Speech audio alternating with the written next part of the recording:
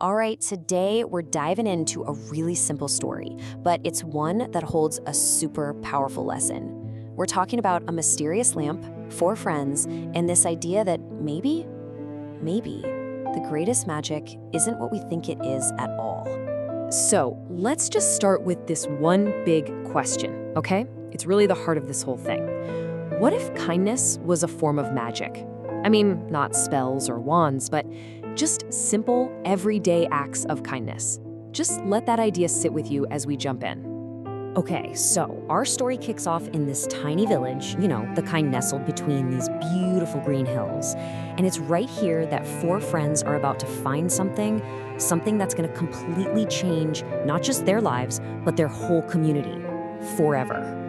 And here they are. Let's meet them. You've got Asha, who just loves helping her neighbors. Then there's Ravi, curious about literally everything. Priya, she's the one who's kind to every single creature she meets. And finally, Dev, the dreamer, the one who's always thinking about adventure. You're gonna see how each of them really matters as this whole thing plays out. So they're out playing, right? And it's Asha who spots it, buried right under this huge old banyan tree. And it's not some grand treasure chest. It's just a tiny, tarnished oil lamp, small enough to fit in her hand, all dusty and covered in these old, forgotten carvings. Well, what do you do when you find an old lamp? You try to light it, of course. But when they did, wow, it wasn't just a regular flame. The light itself just came alive. It started dancing around, creating these incredible glowing shapes in the air. And the very first thing they saw?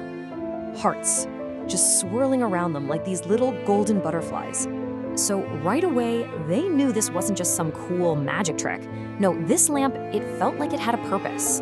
And its very first lesson was about to tackle one of those really quiet, hidden problems you find everywhere: loneliness. The kids immediately thought of someone. Old grandmother Mira. She was always sitting by her door, all alone, and they knew she felt, forgotten. So they thought, hey, let's bring the lamp to her. And as they lit it, and those same glowing hearts started swirling around her, something really powerful happened. This wasn't just a pretty light show for her. In that moment, Grandmother Mira felt seen. She felt remembered. But here's the key thing, right? The lamp didn't just fix her loneliness. It was more like a catalyst. It was the spark that inspired the children to act. They sat with her, they actually listened to her stories. And that human connection, that's what made her loneliness start to fade away. Okay, so the lamp's influence is starting to spread. Next up, it's gonna tackle two more really fundamental human problems. What happens when you're lost, and what happens when you feel hopeless? So next, they hear about this kid, Arjun. He's a young shepherd, and he's gotten himself lost in the forest. Totally alone, totally scared, no idea how to get home. So what do the kids do? They bring the lamp right to the edge of the woods, and this time it does something totally different. It starts drawing these glowing, shimmering paths right in the air.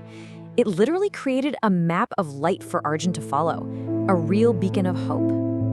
Now, the next problem wasn't about being lost outside. It was about being lost inside. There was a young boy in the village who was sick, and the illness had just drained all the hope right out of him. He hadn't smiled in ages. They bring the lamp to his bedside, and again, a completely new kind of magic. No paths this time. This time, it drew stars. It filled his dark little room with these beautiful, twinkling constellations that just danced across the ceiling. It turned a sick room into this place of total wonder. And you know what? The results were just as amazing. Arjun, he followed that light and got home safe and sound. And the sick boy, just watching those stars, he felt his hope come back. He actually started to smile again. And with that little bit of hope, he started getting stronger. The lamp didn't just guide the lost, it restored the hopeless. But the biggest test, the lamp's greatest lesson, that was still on its way. A challenge so big that 4 kids and a lamp weren't going to be enough. This was going to take the entire village. A terrible storm just ripped through the village. I mean, it was bad. Houses were damaged, and a bunch of families were left with nothing. No shelter, no safety.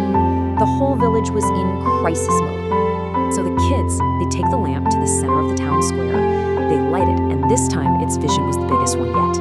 It drew these glowing outlines of homes just floating in the air, each one filled with this feeling of warmth, of kids got it immediately. They ran through the streets, and inspired by what they saw, they started asking everyone for help. And you know what?